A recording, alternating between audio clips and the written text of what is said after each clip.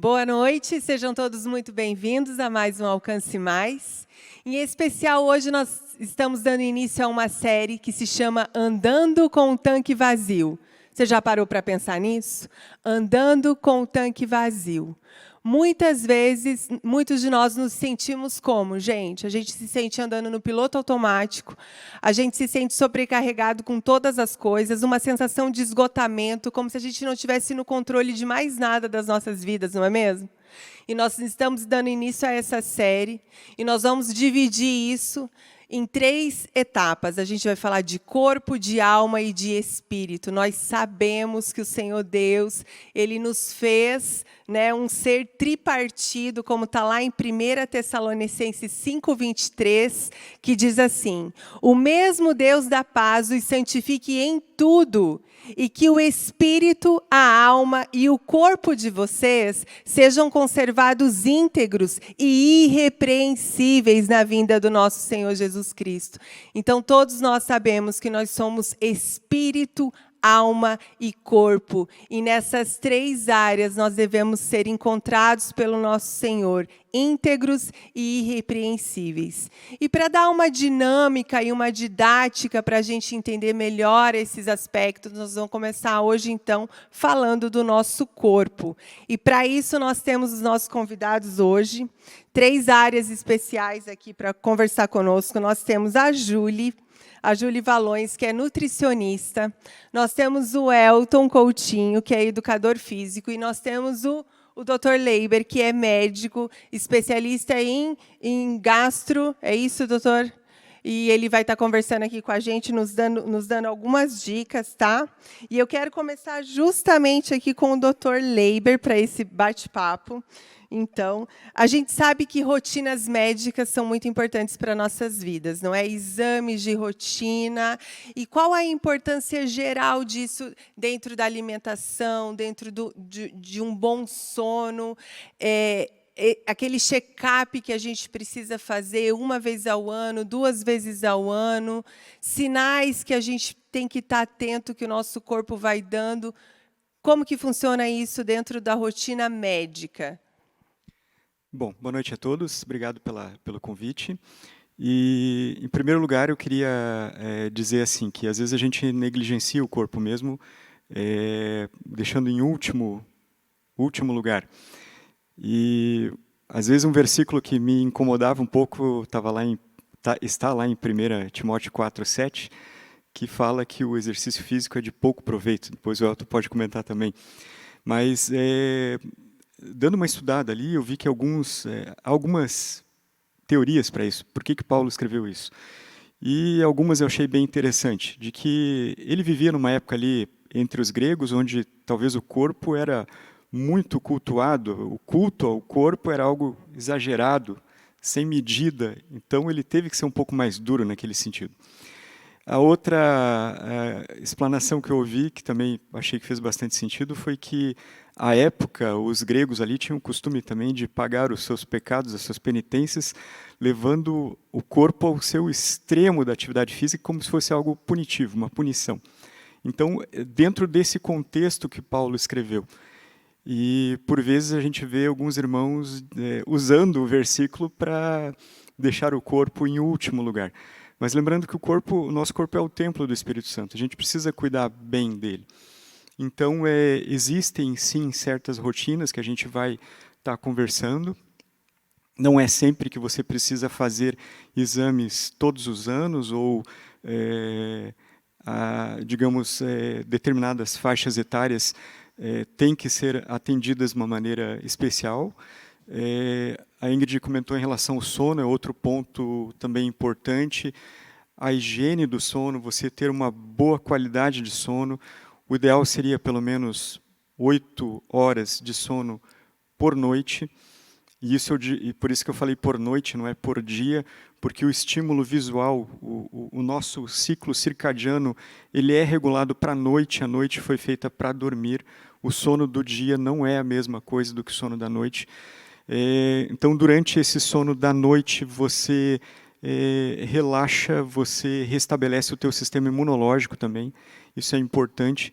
Então, noites mal dormidas, sequenciais, principalmente, várias noites mal dormidas, podem ter um ponto bastante negativo, até em relação à questão de imunidade. Outra coisa que a gente comenta bastante é em relação à higiene do sono, ou seja, a gente tem visto muita criança e muitos adultos sendo muito estimulados, por quê? Por eletrônicos. Isso é um problema. Então, você levar o celular para a cama, você deixar a televisão no quarto ligada, para quem tem muita dificuldade com sono, não é aconselhável. Então, higiene do sono, você tem que ter um ambiente tranquilo, sem barulho, para quem tem mais dificuldade, sem ruídos, com um ambiente escuro, que não haja estimulação visual. Isso é super importante também. Que mais? Em relação a rotinas de exames, será que todo mundo precisa fazer todo ano? Não. Por exemplo, a gente costuma comentar bastante que na medicina os exames eles são complementares. Eles complementam algo, eles complementam um diagnóstico. Então, a base da ciência médica é a boa anamnese, que a nutricionista usa, que o educador físico utiliza, e o exame físico. E de acordo com essa tua anamnese, o teu exame físico e as queixas do paciente, que vai trazer as queixas para ela, lá, por exemplo, para ele. Isso, eu ia te perguntar isso, doutor, para quem está nos assistindo em casa, para ficar mais claro. Essa anamnese seria, então, uma análise, as queixas, é aquilo que a gente leva, então, para os profissionais de saúde, as dificuldades que a gente está tendo, especificamente sobre cada área, seria isso? Exatamente. São os sintomas, os sinais, as queixas do paciente. Baseado nisso, a gente desenvolve todo um raciocínio que, dentro desse raciocínio, estão ali dispostos os exames complementares, que vão desde exames laboratoriais, seja exame de sangue, de urina, de fezes, um raio-x, uma ultrassonografia, uma tomografia, uma mamografia, uma endoscopia, uma colonoscopia, enfim, a vária gama de exames. Outra coisa que a gente fala, a gente trata o paciente, eu não trato um exame isolado. Porque, às vezes, você tem um exame, por exemplo, alterado, que não tem significado clínico. Vou dar um exemplo aqui, se alguém pegar de vocês um exame reumatológico, por exemplo, o FAM. É um exame que é positivo em 5 a 10% da população. Porém, se o indivíduo não tem um quadro clínico reumatológico, ele não tem significado nenhum, sabe, Ingrid? Então, a gente nem valoriza isso. Entendi. Então, principal é você acompanhar os sintomas, as queixas. E eu gostei muito que o doutor falou sobre não só a qualidade do sono, mas também essa higiene, então, do sono. Você precisa estar atento, não só a como dormir, mas o quando. E a gente tem esse costume mesmo, né, de levar o celular para o quarto, a televisão ligada dentro do quarto. Infelizmente, essa geração tecnológica aí tem entrado nesses... Vamos falar sobre isso, inclusive do sono. Ô, Júlia, queria falar com você. Nós sabemos a diferença nós estamos aprendendo sobre a diferença de alimentos e de produtos alimentícios, né? A gente sabe que tem alimento que rouba a nossa energia, que prejudica o nosso sono. E lá em 1 Coríntios 6,12, Paulo vai dizer que todas as coisas são lícitas, porém nem todas nos convêm, e vai concluir dizendo que o estômago é para o alimento e o alimento é para o estômago. Mas o que aconteceu, gente? Eu não sei vocês aí de casa, não sei vocês aqui, mas particularmente eu tenho assim, eu fiz da alimentação, da comida, uma fonte de prazer, não só de nutrição. E talvez isso esteja um pouco aí invertido alguns valores, não é, Júlia? Você pode nos ajudar com isso? O alimento deveria ser só para nutrir e não uma fonte de prazer? Como que é isso? Boa noite. Não, na realidade, o alimento ele tem sim que dar prazer, né? Ele tem que ser uma fonte de prazer. Mas, voltando ao que estávamos comentando, existem os alimentos, que é tudo aquilo que é natural, que vem da terra, é uma raiz, né? O nutricionista, ele tem uma base, a pirâmide alimentar, que nós precisamos selecionar, sim, bons alimentos para nutrir nosso corpo. E a consequência vai vindo, né? Oleaginosas, frutas, legumes, verduras. Porém, a indústria, para o nosso favor, né, para o corre-corre do dia a dia, foi criando os produtos alimentícios, que são os que estão em prateleiras do supermercado. Eu costumo sempre dizer para os meus pacientes, eu ensino, né, a olhar e a ler as rotulagens, porque, como você comentou, a gente fica muito preso na questão do paladar, né, só agrada ao paladar, ou principalmente até em calorias. A gente só conta calorias lá do produto. E um produto alimentício, em excesso, ele traz grandes consequências. O excesso de sódio, o excesso de açúcar, os corantes que estão ali, químicos, né, os conservantes. Em excesso, nossa rotina, né, acaba que vai trazendo doenças, patologias como diabetes, hipertensão, né, o acidente vascular cerebral, algumas doenças autoimunes, a depressão, e isso vai a obesidade, né? E com o tempo a gente vai vendo, né, a dificuldade do nosso corpo em reagir, vai sim tendo um envelhecimento precoce, né? Então, assim, o que eu indico é você saber selecionar bons alimentos, aquele alimento que realmente vai nutrir seu organismo, porque nosso corpo é uma máquina.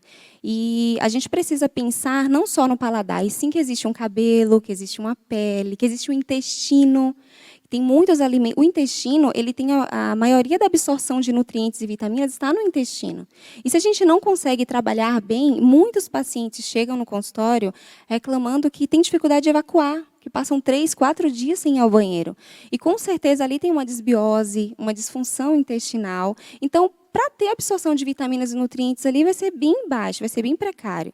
E o que a gente faz? A gente reeduca, né, traz uma reeducação alimentar, coloca alimentos de verdade para o paciente, e assim ele vai começando a se sentir melhor. Eu posso dar um exemplo de um alimento que eu sempre costumo dizer que ele é riquíssimo, né, para iniciar o dia, que é o ovo. A gente sempre comenta, né, uma omeletezinha de manhã cedo faz muito bem. No ovo, ele contém na clara dele a albumina, que é uma proteína que é riquíssima para o nosso corpo.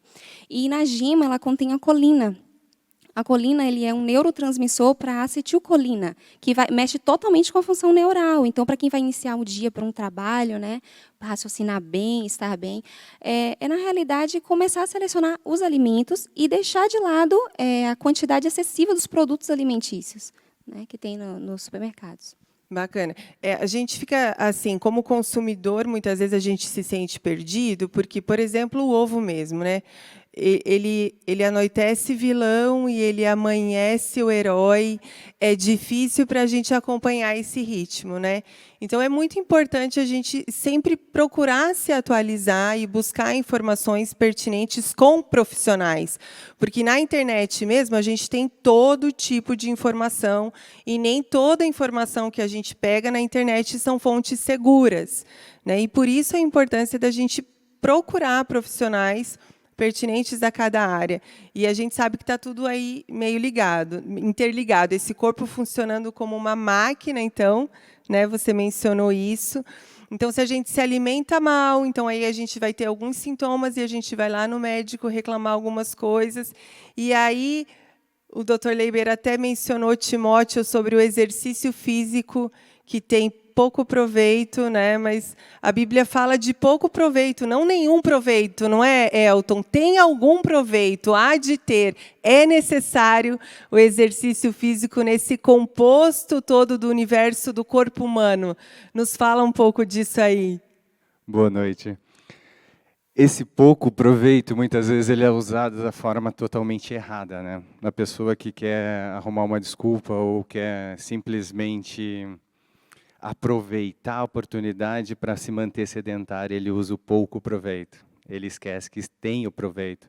Lógico que nada em excesso, tudo que você fizer em excesso, ele vai te causar mal.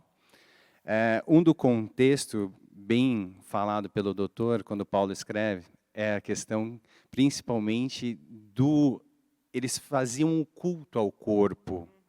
Dessa forma, sim, totalmente errado.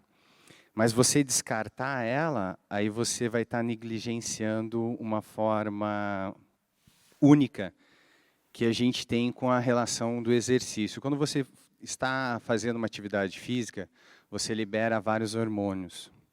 Várias questões elas são resolvidas ou a partir de atividade física. Hoje a Organização Mundial de Saúde ela coloca que nós devemos fazer pelo menos 5 vezes na semana, 150 minutos, que daria 30 minutos por dia de atividade física.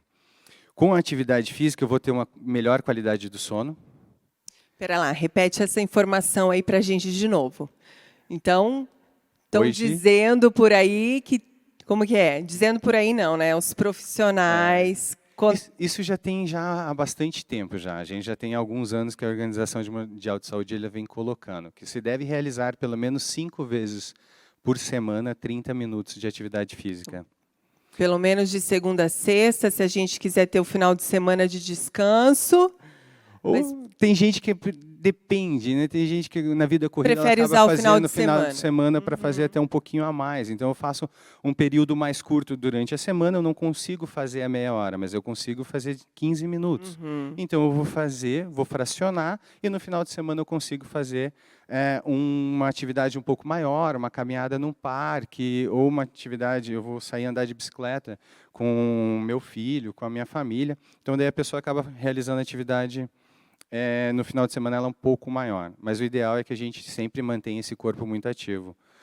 O corpo ativo, a gente consegue realizar a questão do sono, porque você vai cansar esse corpo. Primeiro, você não vai ter essa questão de eu tenho muita energia, que a gente vê muito nas crianças hoje. Eu tenho muita energia, eu não gastei, então chega no horário do meu sono, eu não tenho sono, eu tenho ainda muita energia para gastar. Eu realizando a atividade física, você vai ver que o seu corpo ele vai querer descansar, ele precisa descansar. Da mesma forma que eu preciso descansar, eu preciso ter uma alimentação saudável. A minha alimentação, daí uma alimentação de verdade, não uma alimentação com uma suplementação muito grande sem a comida de verdade. A gente acaba acontecendo hoje muitos erros dentro da atividade física porque eles suplementam demais, mas não comem verdadeiramente. É só suplementação. Daí que a gente vai acarretar vários problemas de rim, fígado. Por quê? Você não comeu, você suplementou com uma fórmula química. Você tocou num ponto importante que eu queria comentar com o Dr. Leiber aqui, sobre suplementos. Mais do que nunca também a gente ouve falar, principalmente, a fonte é sempre a internet, mas a gente tem o grupo de amigos. Você já está tomando aquele, maca peruana, você já ouviu falar? Você já ouviu falar daquele... E assim a gente vai inserindo, e muitas vezes sem buscar a opinião do profissional.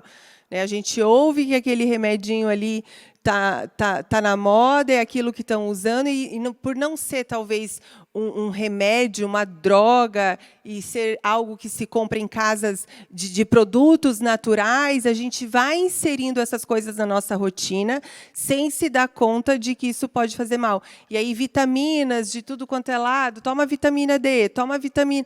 E vai colocando isso de forma... no nosso corpo, sem ter o cuidado de orientação médica. Isso também pode ser prejudicial, Dr. Leiber?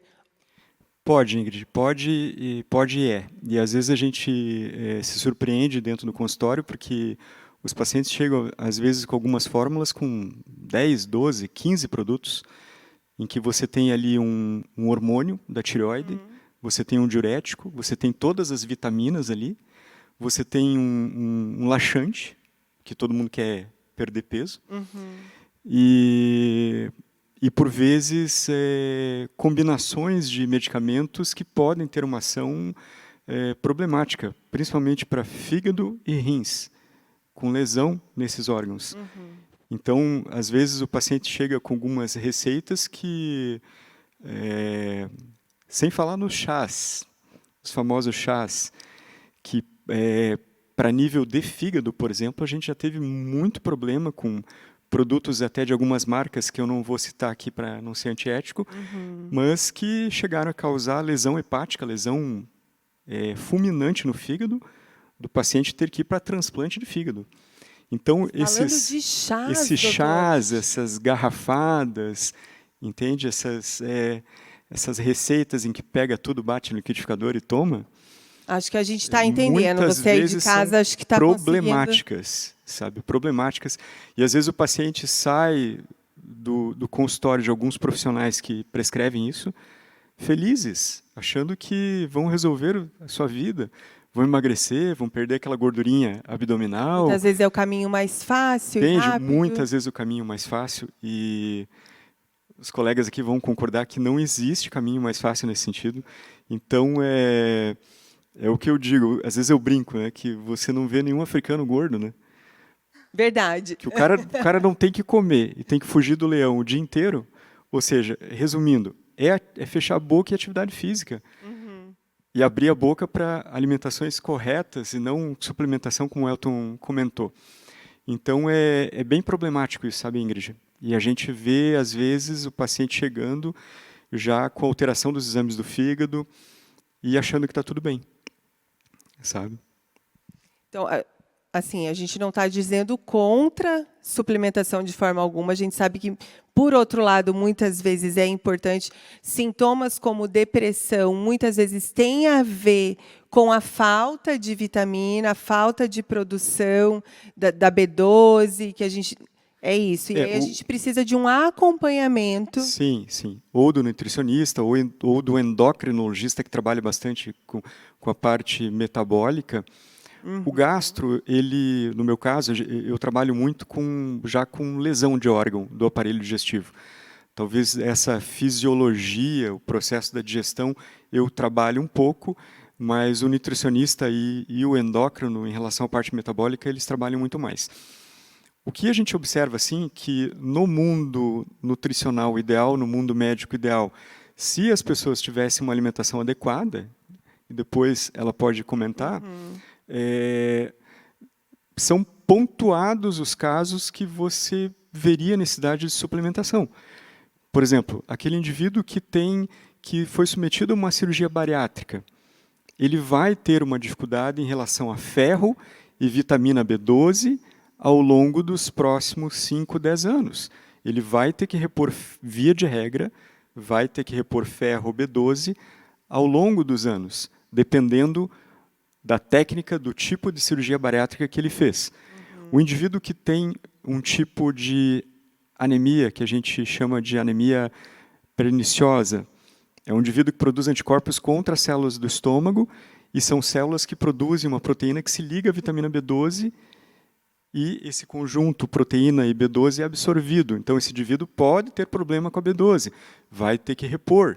O indivíduo que faz gastrostomia, ou parcial ou total, que tira em parte ou tira todo o estômago, vai ter problema em relação à absorção do ferro e B12. Então, são situações que a gente tem que repor.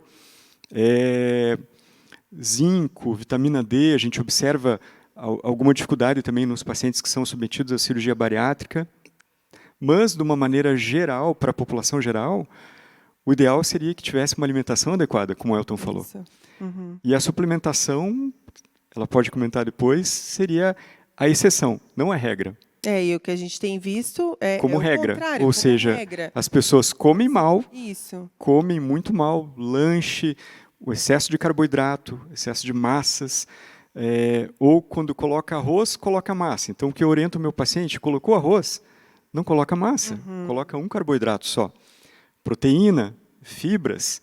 Então, distribui o teu prato redondinho em 4 quadrantes e coloca uma porção. Arroz, feijão, proteína, fibra. Isso se perdeu, porque aquele brasileiro do feijão com arroz dos anos 70, 80, eu sou dos anos 80, do bife, do ovo, você não vê mais. Ao ponto da gente chegar hoje, já estou acabando aqui, chegar hoje, a população da favela da Rocinha, 30%, 40% estarem em sobrepeso. Então, é um contrassenso. O que está acontecendo? O brasileiro está comendo mal, muito carboidrato, muito lanche. Então, seria mais ou menos isso em relação à suplementação. Por exemplo, excesso de vitamina A, você pode ter problema ocular, na retina. Então, nem tudo, como o Elton comentou, os extremos são problemáticos. Os extremos sempre vão dar problema, né? A Bíblia já nos orienta a buscar o equilíbrio, né? Então, é possível nos alimentos a gente encontrar tudo que a gente precisa, Júlia, nos alimentos naturais. A gente consegue encontrar a fonte das vitaminas e tudo que a gente precisa? Com certeza. Quando um paciente ele me procura, mesmo fazendo uma atividade física e pede uma suplementação, como o doutor falou, eu sempre priorizo a alimentação. As pessoas elas têm essa dificuldade, elas têm horário para tudo. Mas, para a hora da comida, de selecionar o que vai comer, ela só quer saciar a sua fome. Ela não pensa que ela precisa nutrir o seu corpo. Então, assim, levanta cedo, tem horário de se arrumar, tem horário de sair para trabalhar, mas sabe que vai sentir fome. Então, por que não seleciona um lanche para poder levar, um lanche saudável? Acumula aquele horário da fome e chega no almoço com muita fome, e aí exagera. E aí come 2, 3 tipos de carboidratos, como o doutor falou, não seleciona um prato colorido, porque assim, cada alimento, se ele é colorido, é porque existem fontes de vitaminas específicas e diferentes em cada tipo de alimento. Como ele citou, né, que é desde o nascimento, é desde uma gestação. A alimentação que a mãe tem, isso vai trazer uma influência para o bebê e para a criança e futuramente, né, para um adulto. Então, a alimentação ela tem que ser iniciada desde o aleitamento materno até o primeiro alimento, né, a papinha, a comidinha, tudo bonitinho, para que ela conheça os alimentos de verdade e lá na frente ela não tenha essa dificuldade. Então, a grande dificuldade de um adulto de selecionar e gostar de sabores diferentes vem desde a criação, né? Vem desde pequenininho não oferecer, não ofertar. E aí a consequência vai vindo ao longo do tempo. Não é logo, né? Ao longo do tempo, esse mau hábito alimentar vai trazendo as consequências ao nosso corpo. Falando aí, já que você tocou no assunto dos hábitos desde criança, desde a gestação, isso são coisas que no ambiente aqui da igreja a gente aprende muito isso, né? Os pais, então, são responsáveis por ensinar aquela criança no caminho que ela deve andar. Os pais, então, são os primeiros exemplos. Então, você veja, a gente está tratando aqui de um assunto andando com o tanque vazio, né, no corpo, e a gente volta a falar disso. E a gente vê mesmo hoje as crianças, eu não gosto. E não é fácil, né, gente? É difícil oferecer uma alimentação saudável diante de tantos estímulos que uma criança tem hoje, acesso à TV, acesso à internet, enfim. E eu já ouvi dizer, Júlia, sabe, que a gente primeiro que o nosso hábito, o nosso gosto alimentar, ele pode mudar conforme os anos. De tantos em tantos anos ele muda. E é preciso também que a gente insista um tanto de vezes para que a gente se acostume com aquilo. É verdade isso? Existem fases e ciclos na nossa vida, principalmente ali até os 2 anos é até fácil você oferecer, né, a diversidade que tem. Porém, chega a fase da inapetência. A criança ela começa a ver o coleguinha comendo biscoito recheado e começa... na realidade, não precisa ensinar a comer açúcar, né? É muito fácil a gente colocar um doce na boca e...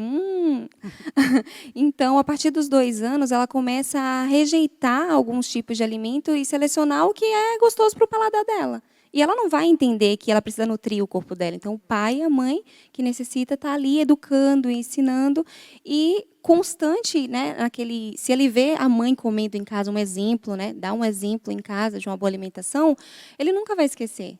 Ele pode mudar, ele pode variar. Eu gosto disso, eu começo a comer isso, mas nunca deixar de oferecer.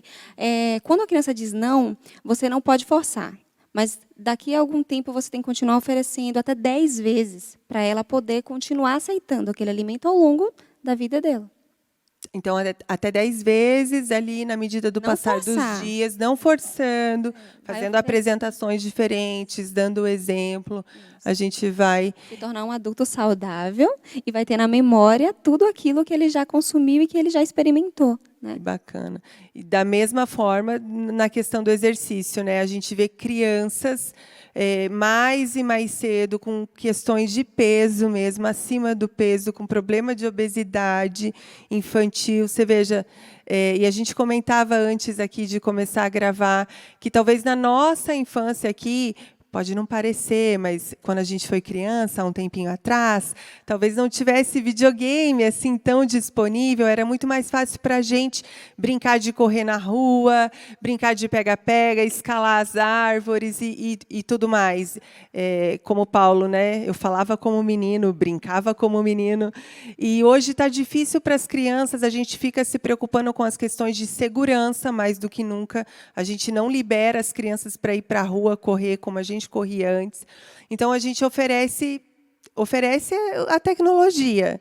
E isso faz mal. Mas existe recurso, né? Existem recursos que a gente pode usar como pais para fazer essa criança ter agilidade dentro de casa, gastar energia, e não precisa necessariamente gastar dinheiro, porque muitas vezes a gente não tem condições, Elton, de pagar um esporte para aquela criança, uma natação, essas aulas particulares que custam caro, às vezes, não entra no nosso orçamento.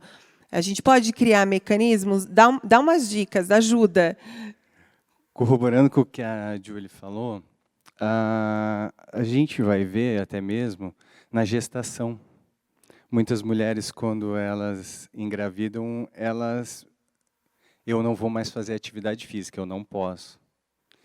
Tem certas gestações que sim, você não pode, mas a maioria delas você pode realizar atividade física e é recomendado.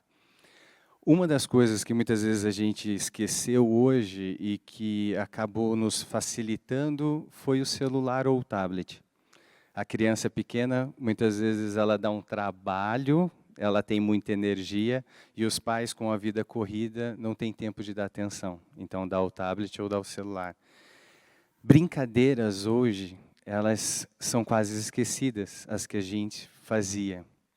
Nós jogávamos bola na rua, nós andávamos muito de bicicleta, nós pulávamos a amarelinha, coisa que hoje muitas vezes as crianças sabem. Pular elástico. Hoje tem muitas crianças que, se você mostrar um elástico, elas não sabem o que fazer com ele. Elas não sabem brincar. Uma bolinha de gude, eles nem sabem para que serve. E isso vem um grande momento do pai. Ele tem que sentar e brincar e mostrar. Uma bolinha de papel, ou muitas vezes, a maioria de nós já deu um presente para a criança e ela gostou do papel. Ela nem ligou para o presente. Então, o que interessa, o que estimula ela? É nós estarmos juntos. Então, eu vou sentar na sala, eu vou brincar. Você necessita, muitas vezes, de uma brincadeira com a criança de material algum. Nós podemos... a gente vai brincar hoje de pique-esconde. Então, eu vou me deslocar, eu vou fazer essa criança se deslocar até os cômodos da casa. Mas minha casa é pequena, mas você vai ter, no mínimo, uma cozinha, um banheiro e um quarto para se esconder. Então, um pouco ela vai se movimentar. Se você criou esse hábito nela de brincar, ela vai levar isso para a vida adulta, é isso que a gente recomenda. O investimento, ele, na fase principalmente de primeira infância, existe muita coisa, mas não vale a pena. O que vale a pena é a atenção. Você sentar, desenvolver o brinquedo. Eles acham mais interessante quando você desenvolve o brinquedo com eles. Eles têm participação e ele se sente mais valorizado quando esse brinquedo foi feito por ele. Então, isso é estimulado hoje nas escolas e nós também devemos estimular em casa. Atividade física hoje, por exemplo, se uma pessoa... Eu quero fazer atividade física, falando na nossa realidade aqui para Curitiba, por exemplo. Eu quero fazer uma atividade física hoje. Eu posso iniciar uma atividade física sem orientação?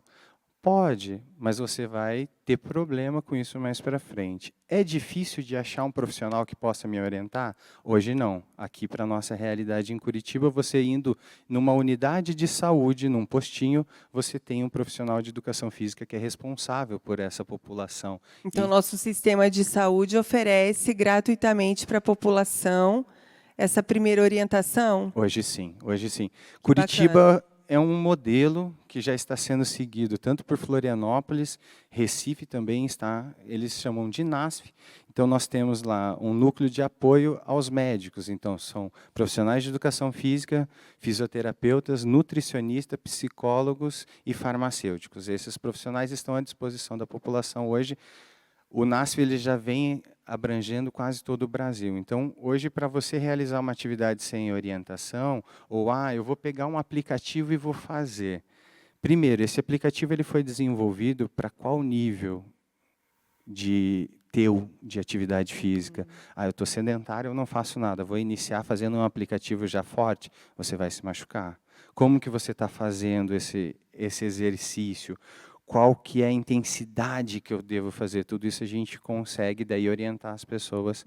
Presencialmente sempre é melhor. Normalmente, você com um vídeo, você vai ver a pessoa fazendo, mas você não vai ter condições de avaliar a tua postura. Então, isso que nos preocupa. Preocupa bastante a questão de, eu vou realizar a atividade que eu estou vendo porque fulano fez e deu certo. Sim, mas aquela atividade não foi desenvolvida para ele. Tem vezes que foi. Da mesma coisa, a gente fala do cardápio. Eu vou fazer uma alimentação mais saudável, mas hoje eu estou realizando muito mais exercícios, então eu vou consumir mais proteína. Mas se eu estou consumindo, será que é o mesmo para a Julie? Não é. Então, o correto sempre procure um profissional para ele te orientar. A gente nunca pode iniciar nada sozinho. É muito perigoso eu achar que não vou causar nenhum risco à minha saúde. É recomendado que se faça. Sim, mas é recomendado que você tenha uma orientação. Não, e excelente essa sua informação para a gente, de casa, para mim, que não sabia mesmo, aprendi com você, já tinha me contado, que o sistema de saúde oferece de forma gratuita para a gente esse acompanhamento. Hoje, se a gente procurar um postinho de saúde, então, a gente tem um educador físico que pode nos atender e nos orientar. Sensacional, né? Então, quase que a gente não tem desculpas mesmo para negligenciar o nosso corpo. Quase que não temos desculpas, não, né? Eu vou arriscar aqui dizer que a gente não tem desculpa para negligenciar, porque realmente o Senhor ele fala que o nosso corpo é templo do Espírito Santo. Então é uma parte do nosso ser, nós somos um ser tripartido e é uma parte que faz parte. A gente precisa cuidar, claro, sem passar para um extremismo de culto ao corpo, de excessos, mas a negligência é pecado também. Pecado, tem nome, né? E a gente sabe como Deus lida com o nosso pecado. Então, a gente precisa arrepender, pedir perdão e mudar de vida, mudar de hábito e buscar cuidar para que isso também seja encontrado íntegro e irrepreensível, porque a gente vai prestar contas, sim, desse nosso corpo para o Senhor um dia. E como a gente começou falando nessa série, muitas vezes a gente anda com o tanque vazio, a gente coloca a nossa vida no piloto automático, porque, de fato, é uma correria. Todos nós, cada um que está nos assistindo, eu sei que você tem a sua rotina, o seu trabalho, a sua família, os seus afazeres, é muita coisa. Mas a gente precisa, novamente, tomar as rédeas, assumir o controle e o governo das nossas próprias vidas, não é? E quando a gente tem a disposição de fazer de forma programada, agendada, antes de dar um problema, antes de depois sair catando os caquinhos e os pedacinhos. Não, vamos sentar, vamos organizar essa agenda, vamos colocar 30 minutos de atividade física, pelo menos 5 dias na semana, vamos melhorar a nossa compra no supermercado, escolher melhor, né, usando a tecnologia a nosso favor. Como? Tem aplicativos que a gente pode baixar no celular, que a gente vai conseguir ler os rótulos do alimento, saber o tanto de açúcar que tem, o tanto de sódio que tem, não é? Então, usar isso a nosso favor, fazer escolhas melhores. Você queria falar, Elton? Hoje, uma das que a gente estava conversando até antes, uma das coisas que mais preocupa hoje é a sarcopenia, que é uma doença da perca de massa muscular. A perca de massa muscular ela é esperada que ela aconteça a partir dos 50 anos. Hoje, com a vida sedentária que está sendo desenvolvida, os estudos mais recentes de 2019 e 2020, eles já estão relatando que já está adiantando essa perca, que era para começar só aos 50, está começando aos 30. Então, Pera lá, então a perda de massa muscular, muscular. para a gente que é o que acontece? O que é isso? Explica um pouquinho melhor para a gente que não entende, talvez, esses termos aí. O que acontece de fato do corpo? O que é isso? O que a gente perde? Você vai perder a sua força muscular, o seu tônus da musculatura. Então, o ideal era que, e antes acontecia isso, com o desenvolvimento, o pico, a maior força que você ia ter do seu corpo, ele chegava aos 30 anos. Seria o pico, onde você estaria mais forte, mais desenvolvido. Ágil, forte, disposto, e com o seu nível de massa muscular no máximo. Isso era antes. E você iria começar a perder com 50 anos. Hoje já se inverteu. Hoje, por causa do sedentarismo, as pessoas estão começando a ter com 30 anos essa perca, que era para acontecer muito lá à frente. Então, essa negligência com o corpo, ela vai nos custar caro lá na frente, na nossa vida adulta. Onde a gente vai atrapalhar todos os planos de Deus na nossa vida, porque você não vai conseguir realizar o que você tinha, você não vai conseguir correr a sua corrida. Por causa do quê? De uma falta de atividade física, do sedentarismo, uma alimentação muito inadequada e sem cuidado algum com a saúde. Então, isso que nos preocupa muito, principalmente a questão, o tanque está vazio, está, mas de quem é a culpa? É nossa. Então, como que a gente pode fazer isso? A gente que é responsável por abastecer. Totalmente. A gente tem que parar, conscientizar e abastecer, né? A promessa do Senhor é que a gente possa ver os filhos dos nossos filhos. Então, a gente teria vida até essa geração ali, mas aí depende das nossas escolhas de hoje, né, Julie? Como ele relatou em relação à perda da musculatura, né? As pessoas às vezes olham a rotulagem e veem a quantidade de proteína, os macronutrientes, né? Carboidrato, proteína e lipídio. Porém, como você comentou, não leem a rotulagem corretamente. E eu sempre dou uma dica assim, além do aplicativo que contém, para a gente ver o nível de sódio, de gordura e tudo. Um alimento, um produto alimentício, ele está escrito os ingredientes. Nunca só olhe a quantidade de sódio, de açúcar ou carboidrato, proteína e lipídio. Olha assim, o primeiro ingrediente é o que mais tem no alimento. E o segundo ingrediente é o que segundo mais tem. Então, vamos dar o exemplo, chocolate. Tá? Eu sei que todo mundo ama chocolatinho, não é pecado comer de vez em quando, selecionando a porcentagem do chocolate. Porém, o primeiro ingrediente vai estar lá escrito açúcar. O segundo, outro aditivo lá. Depois que vai vir um cacau, e olhe lá. Então, na realidade, aquilo não é um chocolate, sabe? Então, o ingrediente é essencial olhar. O primeiro que tem é o que mais tem no produto, o segundo que o segundo mais tem, e assim por ordem. Então, a gente sempre explica para o paciente poder selecionar, né? Quando decidir consumir um produto, olhar a rotulagem dele. É um aprendizado, né, gente? A gente tem que ficar atento, é mais um aprendizado que a gente tem que levar para a vida, porque são coisas que a gente não traz mesmo para a nossa rotina, para os hábitos, e a gente precisa retomar isso para que, eu gostei que vocês falaram antes, esse corpo é uma máquina, né? É uma máquina muito forte, a gente vê isso, ela se recupera de uma doença, ela combate ali vírus e bactérias, não é, doutor? Mas, ao mesmo tempo, ela precisa de manutenção, precisa de cuidados, é sensível, é forte e sensível, não é? O que o senhor...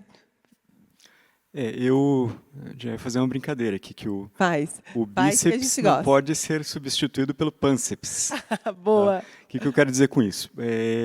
A gordura, principalmente a gordura abdominal, a gordura visceral, é a gordura que está envolvida com alguns tipos de câncer, principalmente câncer de estômago, pâncreas e cólon, intestino grosso, além dos eventos cardiovasculares, infarto do miocárdio, infarto cerebral, famoso AVC,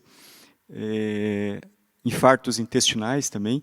Então, é a gordura que está envolvida, é a gordura do mal, é aquela gordura que pode, ali pelo processo de metabolismo totalmente inadequado, determinar alguns tipos de doenças.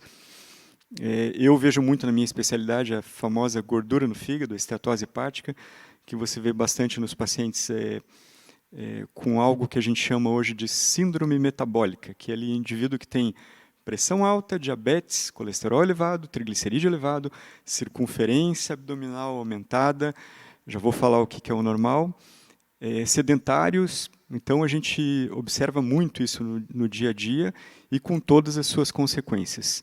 As mais fulminantes, mais graves, os infartos, miocárdio e AVC, com suas sequelas, muitos ficam sequelados, e as mais crônicas, os tipos de tumores aí que vão acontecendo, aparecendo, e dentro da minha área até a esteatose hepática, que pode causar inflamação crônica no fígado e, por final, até cirrose, sabe, Ingrid? Então, a cirrose não é só em quem bebe. A cirrose pode acontecer por várias situações que determinam inflamação crônica no fígado, inclusive a gordura no fígado. Normal de circunferência abdominal, o ideal para a mulher, até 80 centímetros. Peraí, Então, gente. Você que está em casa. Você, mulher, corre lá pega pegar a fita agora métrica. aquela fita métrica que está guardada lá no cantinho da costura. Põe o marido do lado, os filhos do lado, um do ladinho do outro, e agora a gente vai começar a medir aí vocês que estão em casa. Vai, doutor. Então, aonde que você vai medir? Você vai medir na altura do seu umbigo, da cicatriz umbilical, você vai pegar a fita métrica e vai dar a volta na circunferência. O ideal para mulher, até 80 centímetros. Para homem, 94. Para mulher, até 80. 80 centímetros. Anota aí, mulher. Pega. Não se mede agora, né? A gente vai se medir sozinha depois, né? A gente vai medir só o marido na frente dos outros. Homem, 94 centímetros. 94 para o marido, Tá? para o homem. Então, são parâmetros... Adulto, né? Adulto. Claro. Adulto, tá? São parâmetros que a gente utiliza muito no consultório para mensurar o grau de risco que aquele indivíduo tem. Tanto o risco de infarto, de AVC, de neoplasias, esteatose... enfim, a tal da síndrome metabólica, Uau. que a gente chama ali. Que mais?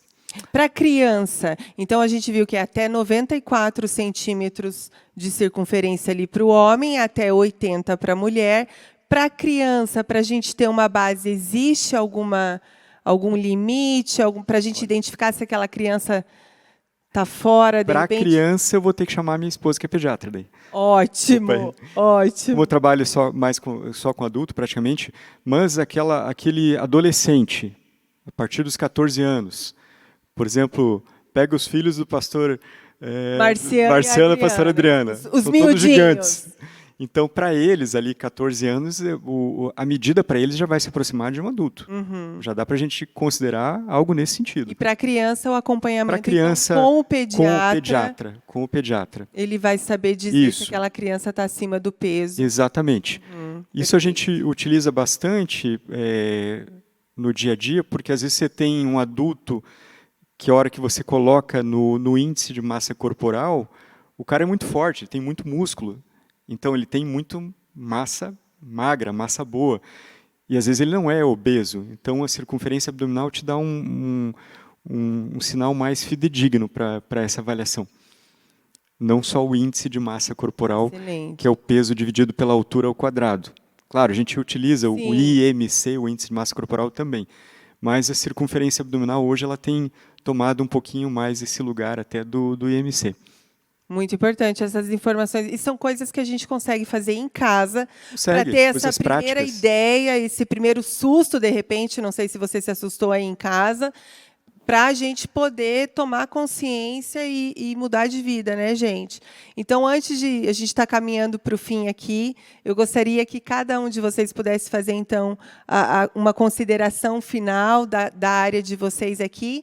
Enquanto isso, eu volto a ler o texto que a gente leu no início, de 1 Tessalonicenses 5:23, que vai dizer assim: o mesmo Deus da paz os santifique em tudo, e o espírito, alma e o corpo de vocês sejam conservados íntegros e irrepreensíveis na vinda do nosso Senhor Jesus Cristo. Então, nós somos esse ser tripartido, né? A gente gosta de falar que nós somos espírito, nós temos uma alma e nós habitamos num corpo. Então, nós precisamos ser completos completos nessas 3 esferas, porque nós prestaremos contas ao Senhor nesses 3 aspectos. Então, é muito importante que a gente traga essas 3 áreas para um equilíbrio, e graças a Deus a gente pode contar com o Espírito Santo de Deus, que nos ensina acerca de todas as coisas, que nos conduz a arrependimento, que nos auxilia, gente, que nos ajuda, e a gente precisa tomar essa consciência, falando hoje de andando com o tanque vazio do corpo. Deixa as suas anteninhas aí ligadas, pede para o Espírito Santo te ajudar, as rotinas que você precisa mudar, os hábitos que você precisa jogar no lixo e os hábitos que você precisa acrescentar para trazer saúde para o seu corpo, para a sua família, porque um dia a gente vai prestar conta. Então, vamos começar pelo Elton, nosso educador físico. Quero te agradecer, já aproveitar aqui mais uma vez. A gente estava ainda há pouco tirando sarro, que você está batendo carteirinha aqui no Alcance Mais, mas é sempre um privilégio, uma honra recebê-lo. Obrigada por deixar essa habilidade, né, esse talento que o Senhor te deu, transbordar aqui nas nossas vidas. E o que você gostaria de deixar aí para essa igreja maravilhosa que está assistindo a gente? Obrigado, pastora, mais uma vez pela oportunidade. Eu gosto muito de uma frase que uma vez um atleta olímpico que foi campeão, que ele falou: eu levei 4 anos treinando para correr 9 segundos. E tem gente que muitas vezes começa a atividade física, faz 1 mês, faz 2 e já quer o resultado dos 4 anos. Tudo vai ser consequência de um bom trabalho. E o trabalho, ele vai ser sempre árduo, não é fácil. A atividade física, a gente reconhece que no começo ela não dá muito prazer. Primeiro porque ela causa algumas dores no outro dia, principalmente. A gente lembra dela. Lembra de tudo que você treinou. Mas você sabe que lá no futuro, ou lá na frente, você vai ter uma qualidade de vida muito melhor. Nós que temos filhos, não adianta a gente cobrar do nosso filho que ele faça, se nós não fazemos. Da mesma forma que a gente, quando quer cobrar que faça o devocional, mas se ele não vê você fazendo, ele não vai fazer.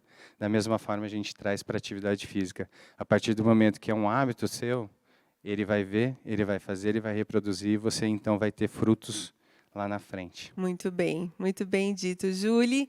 Obrigada por estar aqui, tão linda, maravilhosa, nos ensinando acerca de alimentação saudável. Julie, nutricionista, gente. E é bacana a gente ver isso, não só de falar, mas a gente pode ver na sua vida. Ela tem um filhinho de 1 ano, né, Ju? 7 meses. 1 ano e pouquinho, e ela ensina isso nas redes sociais dela, a introdução alimentar, as receitinhas saudáveis. Então, é muito bom quando a gente não aprende só a teoria mesmo, mas a gente pode aprender com o exemplo de vocês.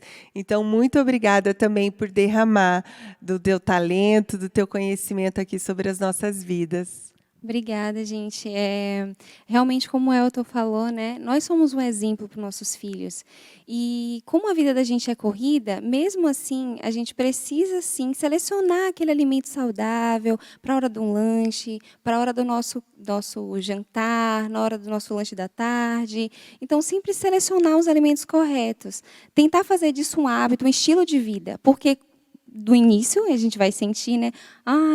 E tem tantas receitinhas, gente, hoje funcionais, tantos bolos funcionais, tantos pães funcionais, né, para quem gosta de pão, de bolo, tantas sementes, raízes que podem ser adicionadas na nossa rotina. É só um hábito mesmo. De início a gente sente, né, numa atividade física ou numa mudança de estilo de vida. Porém, se a gente continuar a persistir, com certeza a gente vai ver esse fruto no nosso corpo. Então, eu quero agradecer pelo convite. Obrigada.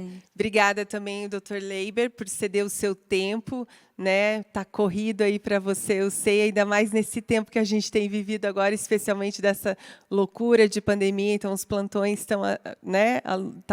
conversando sobre a sua agenda, mas obrigada também por derramar sobre as nossas vidas esse talento, o teu conhecimento, o dom que o Senhor te confiou. Nós fomos muito abençoados. Eu sei que quando a gente conversa com um médico, tem que prestar mais atenção, porque vocês falam difícil, às vezes, assim, para a gente, umas palavras pouco usuais, mas a gente conseguiu acompanhar, o Senhor facilitou para a gente.